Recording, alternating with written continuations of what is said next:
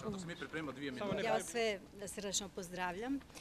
I evo što želim reći. Ja kao poduzetnica odlučila sam odvojiti dio moje energije, dio mog vremena, iako ga naravno nemam previše, da se pokušam izboriti za bolji Sisak, za bolju Sisačko-moslavačku županiju.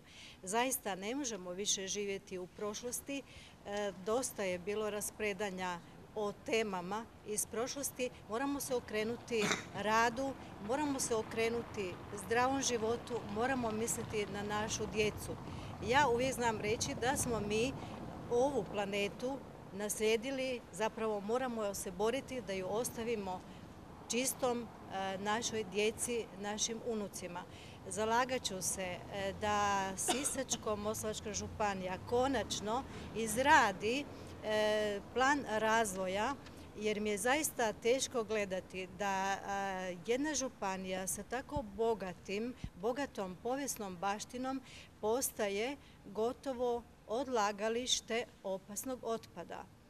Stalo mi je do zdravlja naše djece, kako sam već rekla, stalo mi je do svakog čovjeka u našoj županiji i zaista zalagat ću se svom svojom energijom koliko god budem mogla. Pozivam sve moje sugrađane da nam se priključe jer zaista moramo misliti na naše sutra.